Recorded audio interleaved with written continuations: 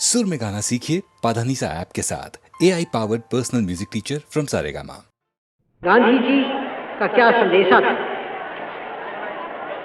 8 बरस हुए इस बात को, और आप सबों के को याद होगा कैसे एकदम से हिंदुस्तान का दिल दहल गया था इस खबर को सुन के। और हम लोग जो उनके नीचे काम करने वाले थे और उनसे सलाह मशवरा लेते थे हर बात पर, एकदम से हमारे आंखों के सामने अंधेरा छा गया था। लेकिन अब इस बात को सोचकर और गांधी जी के जीवन को देखकर और उनके मरने को देखकर विचार ये होता है कि जीना भी अच्छा था और मरना भी अच्छा था। मामूली मरना उनको शोभा नहीं देता, जैसे मामूली जीना उनको शोभा नहीं देता।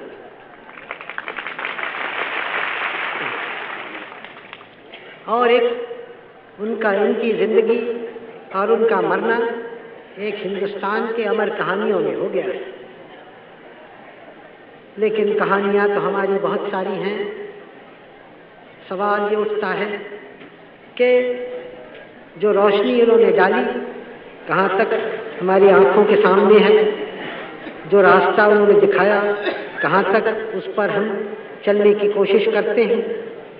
इसलिए ऐसे दिन जैसे 30 जनवरी था अभी, जो कि आप जानते हैं अब एक हमारे शहीदों का दिन हिंदुस्तान भर के लिए हो गया है। या आज का दिन 13 फरवरी, इस दिन कुछ देर ज़रा हमें अपने दिल से पूछना है, हम कहाँ हैं, हम किधर देखते हैं। हम महात्मा गांधी की जय कितनी हमने पुकारी, उनकी जय तो हुई, लेकिन कहाँ तक उनके रास्ते पर चले हम और चल रहे हैं। ज़रा अपने दिमाग को, दिल को ताज़ा करना और इस सवाल का जवाब ढूंढना, क्योंकि बहुत आसान होता है, हम भूल जाते हैं। लोग भूल जाते हैं बड़ी से बड़ी बातों पर, लोग बहक जाते हैं आसानी से। और हमने इतने बड़े काम उठाए हैं कि उसमें न भूलने की गुंजाइश है न बहकने की। प्यारे भाइयों और बहनों, मैं आज खास कर हमारे देहात के रहने वाले जो भाई हैं, बहनें हैं, उनसे बोल रहा हूँ। आज एक शुभ दिन है, हमारा गणतंत्र का दिन है। 15.5 बरस हुए हमारे देश में आज़ादी आई थी। 13 बरस हुए उस आज़ादी को हमने पक्का किया और गणतंत्र यहाँ शुरू किया। आप लोग जो गांव में रहते हैं वो भारत की सब में ज़्यादा आबादी है। 100 में 80 आदमी गांव में रहते हैं। इसलिए हमारे देश की तरक्की के लिए ये आवश्यक है कि गांव के लोगों की उन्नति हो। इसीलिए विकास योजनाएं का काम शुरू किया गांव में, कम्युनिटी डेवलपमेंट का, ब्लॉक्स का। उससे बहुत कुछ लाभ हुआ और बहुत कुछ हमने सीखा। फिर हमने दूसरा बड़ा कदम उठाया, पंचायती राज का। पंचायती राज अब अधिकतर राज्यों में हो गया है और जहाँ नहीं हुआ है वहाँ भी जल्दी हो जाएगा। उसी के साथ सहकारी समाज का भी बहुत चर्चा हुआ और बहुत जगह वो कायम की गई है। ये पंचायती राज और सहकारी समाज दोनों मिलकर सारे हमारे देहात को, गांव को बदल देंगे, ये मेरा विश्वास है। हमने पंचवर्षीय योजनाएं बनाई, आप जानते हैं, और उसमें भी एक बड़ा हिस्सा था कि हम देहात में और गांव में क्या करें, गांव में क्या होना चाहिए। ये कहा गया है कि सब गांव में हम एक गांव का रक्षा दल बनाएं, स्वयं सेवक दल। उसका काम 3 तरह के काम हो। एक तो ज़्यादा पैदा करना अपने ज़मीन से, ये आवश्यक है, क्योंकि याद रखिए खाली वो सिपाही नहीं होते जो फौज में भर्ती होते हैं, जो गांव में या कारखाने में काम करें वो भी सिपाही का काम करते हैं। तो ज़्यादा अधिक पैदा करना, नए नए तरीक़ों से नए हल काम में लाए जाएं, नया नालियाँ खोदें पानी लाने के लिए नहरों से, और ज़मीन को बचाने के लिए बह न जाए काम करें, बंडिंग करें, ये सब बातें करें। और खाली गल्ला न पैदा करें, गल्ले के अलावा सब्ज़ी, तरकारी और फल वगैरह पैदा करें। इससे गांव की हैसियत अच्छी होगी और गांव की आमदनी बढ़ेगी। दूसरी बात है पढ़ाई की, शिक्षा की। हम चाहते हैं हमारे स्वयंसेवक दल शिक्षा में बहुत काम करे और सब लोगों को ठीक ठीक सूचना दे क्या क्या हो रहा है हमारी लड़ाई के में पहाड़ों पर या कहीं और क्या हमारा विकास योजनाएं चल रही हैं, ये सब खबरें जनता को दे। और इसमें रेडियो का भी प्रयोग किया जाए। और फिर ख़ास रक्षा के लिए यूँ तो बहुत कुछ हमारे सिपाही भी देहात से आते ही हैं और होम गार्ड्स बन रहे हैं, उसमें भर्ती होवेंगे। इसके अलावा हमारे जो स्वयंसेवक हों वो रेलों को, सड़कों की, डाक और तार घरों की, तारों की रक्षा करे। एक और ख़ास बात मैं आपसे कहा चाहता हूँ, हम एक नए तरह का बैंक बनाया चाहते हैं। बैंक तो आप जानते हैं जहाँ रुपया रखा जाता है, हम एक बनाया चाहते हैं जहाँ हिसाब रखा जाए कितना कौन काम करता है। लेबर बैंक बनाया चाहते हैं, डिफेंस लेबर बैंक। और हमारी इच्छा यह है कि हर एक आदमी, हर एक तगड़ा आदमी 12 दिन साल में अपना काम उसको दे, बैंक में जमा कर दे। तो अगर आप सोचें 20 करोड़ आदमी इस तरह से काम करें तो साल भर में उनकी काम से 300 करोड़ का लाभ हो सकता है। ये सब पैसा गांव में रहेगा और आप ही के गांव की उससे तरक्की होगी। तो इससे तो बहुत बहुत अच्छी चीज़ है ये। और अगर सब लोग इस काम को करें तो बहुत जल्दी गांव की उन्नति होगी। आज आप एक प्रतिज्ञा ले रहे हैं, आज शुभ दिन है और प्रतिज्ञा है जो कुछ दिन हुए यहाँ लोकसभा में हम सबों ने ली थी। ये प्रतिज्ञा में ख़ास है कि हम देश की रक्षा करेंगे और अपना कर्तव्य जो कुछ है हम करेंगे।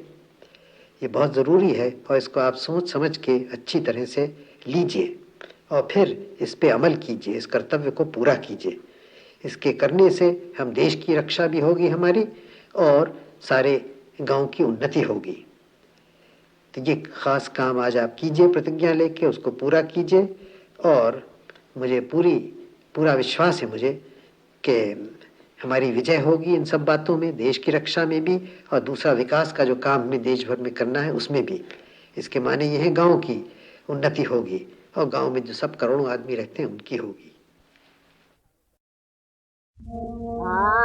जमना तटे राम खिलाए हो री जमना तटे, हाँ जमना तटे राम खिलाए हो री रे जमना तटे, जमना तटे राम खिलाए हो री जमना तटे, दौड़े दौड़े दौड़े दौड़े दौड़े दौड़े पिचकारी चलावते, अभी रे गुलाल भरे जोरी जमना तटे।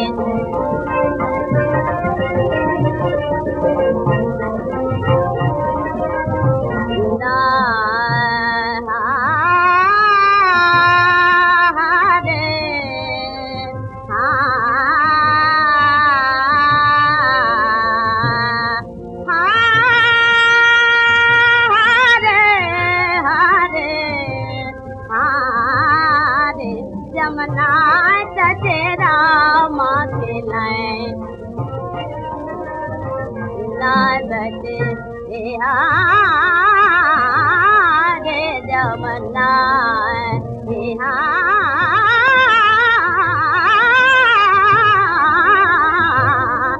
जमना तटे, हाँ जमना तटे तटे राम खिलाए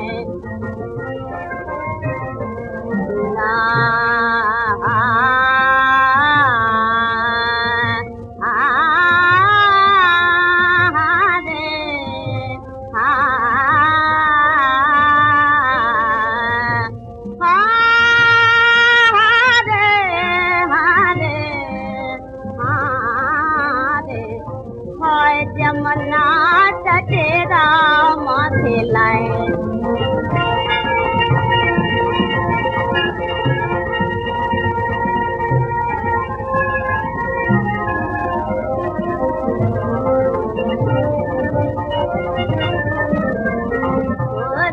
जमुना तटे दौड़ दौड़ पीछे कार चलावते दौड़ दौड़ पीछे कार चलावते आबिर गुलाल भरे झोरी जमुना तटे हाँ जमुना तटे राम खिलाए ओरी जमुना तटे। भारत में बड़ी बड़ी नदियां हैं, प्रसिद्ध नदियां, ऐतिहासिक नदियां। ऊपर आप जानते हैं सब, गंगा यमुना है, ब्रह्मपुत्र है, सिंधु नदी है, जिसके नाम से भारत का नाम हिंदुस्तान पड़ा बहुत दिन हुए। नर्मदा है, गोदावरी है, कृष्णा है, कावेरी है और इस तरह से बहुत नदियां हैं। हमारे इतिहास में और सब देशों के इतिहास में नदियों ने एक बड़ा भाग लिया है और अक्सर नदियों की पूजा तक हुई है, jैसे हमारे देश में, क्योंकि इतना वो देश को इतना लाभ पहुंचाती हैं, इतना फ़ायदा पहुंचाती हैं कि उनकी बहुत कदर हुई है। और आप देखेंगे कि बड़े बड़े नगर और केंद्र सभ्यता के, संस्कृति के नदियों के किनारे उठे। हमारे बड़े बड़े नगर अक्सर नदियों के किनारे हैं भारत भर में। तो ये तो इतिहास ने हमें बताया है, लेकिन प्राचीन समय पर कुछ तो लाभ उठाया और भी इतिहास ने। कुछ नहरें बनी, इरिगेशन कैनाल्स बने, पानी ले गए ज़मीन पर, वो तो कुछ हुआ। लेकिन अब कुछ दिनों से ये और भी आवश्यक हो गया कि हम नदियों के पानी से पूरा लाभ उठाएं। एक तो नहर, कैनाल्स वगैरह जो खेती में काम आए, और दूसरे उसके पानी से हम बिजली पैदा करें और बिजली से कारखाने चलाएं और बहुत काम करें, तो इससे नदी का पूरा पानी काम में आ जाए और इससे जनता का लाभ हो। मुझे अच्छा लगता है ये नए नए हमारे काम को देखना, उनका शुरू होना और देखना, क्योंकि ये सब एक एक कदम है हमारे उस यात्रा में, जिस बड़ी यात्रा पे हम बढ़े। यानी देश का रूप जरा बदलें, देश का काम बदलें, देश में कुछ विज्ञान और ये मशीन युग जो है आजकल उसको ले आए, और इस सब का नतीजा ये हो कि देश एक खुशहाल देश हो जाए और गरीबी यहाँ से निकल जाए। क्योंकि आखिर में जो हमारा ध्येय है, लक्ष्य है, वो है जनता की उठाना, उनकी गरीबी दूर करना। कैसे हो? कोई जादू तो है नहीं या बैठ के हम मंत्र पढ़ के करें ऐसे। मंत्र पढ़ना अच्छा होता है, मैं उसके खिलाफ, लेकिन ये समझना कि मंत्र पढ़ने से काम हो जाएगा, ये गलत है। और ये और भी गलत बात यह है कि समझे ज्योतिषियों से मिले जाके क्या होगा। ये तो काम से बचने के तरीके हैं, और कोई उन्नति नहीं होती है बगैर परिश्रम के, मेहनत के। बात समझ लीजिए आप, चाहे भारत में हो, चाहे अमेरिका में हो, चाहे रूस में हो, चाहे उनकी कोई भी नीति हो। एक अमेरिका और रूस की नीति में बहुत फर्क है, लेकिन एक बात में फर्क नहीं है, बल्कि दो बातों में। एक तो ये कि दोनों आजकल के विज्ञान की पूजा करते हैं, और विज्ञान के जो बच्चे हैं, ये मशीनें वगैरह उनकी, और दूसरे दोनों परिश्रमी लोग हैं। परिश्रम जानते हैं, बगैर परिश्रम कुछ नहीं होता, मेहनत के। तो हमें भी दोनों बातें सीखनी है, क्योंकि इन दो बातों के बगैर हम तरक्की नहीं कर सकते। हम बैठे वहाँ दिल्ली में, पार्लियामेंट में, लोकसभा में बड़े बड़े प्रस्ताव करते हैं, बड़े बड़े कानून बनाते हैं, और कभी कभी कानून अच्छे होते हैं, उसका लाभ होता है उनसे, लेकिन कानून बनाने से काम नहीं होता। कानून तो खाली रास्ता खोल देता है काम करने के लिए। अब कानून हम बना दें कि यहाँ एक कारखाना बन जाए तो उसके कानून बना देने से नहीं बनता, होता आपकी मेहनत से बनता है, सीखना मेहनत से। तो जो कुछ काम भी हमें करना है तो बहुत मेहनत करनी पड़ती है, परिश्रम करना होता है, और जितना ज़्यादा हम करें उतना ही ज़्यादा हमें लाभ मिलता है। ये एक मोटी बात है जो मैं बार बार आपसे कह रहा हूँ, इसलिए कि आप समझ जाएं, क्योंकि मैंने देखा है कि बहुत लोग हमारे देश में समझते हैं कि परिश्रम की बहुत आवश्यकता नहीं है, बल्कि कुछ और तरीके से हम देश को बदल देंगे, और ये बात बिल्कुल गलत है। हाँ, और तरीकों की आवश्यकता है, यानी हम आजकल की दुनिया को समझें।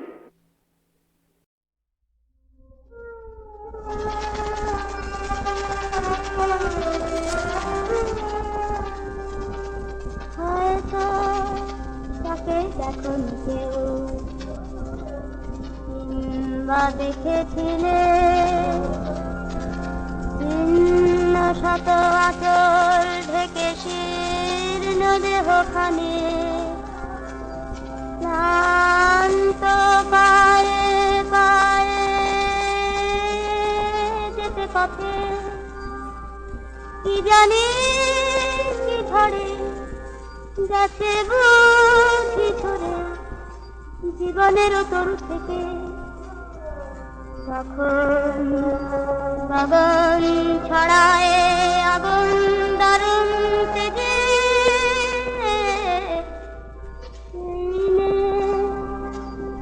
দুটি শীর্ণ বাহু তুলে বসে ক্ষুধায় জ্বলে জ্বলে অন্ন মেঘে মেঘে ফেরে প্রাসাদ পানে সে।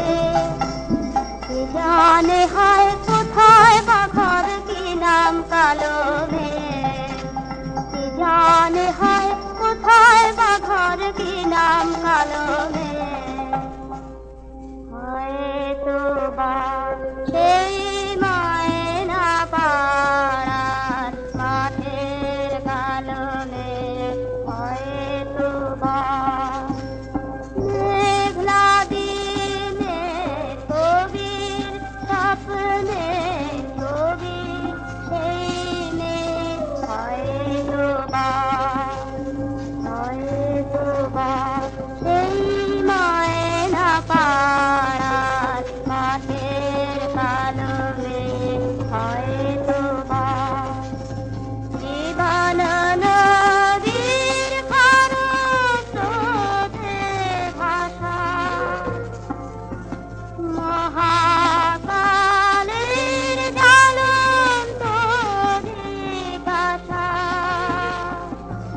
কেন কবির স্বপ্ন কুসুম বিফল হয়ে ঝরে,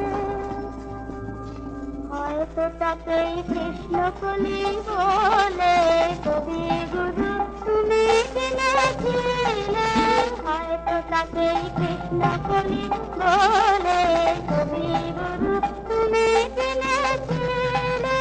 কল্পলোকের মাধুরী মার কুসুম কি হয় গেল ধরে, হয়তো তাকেই কৃষ্ণকলি বলে কবি গুরু তুমি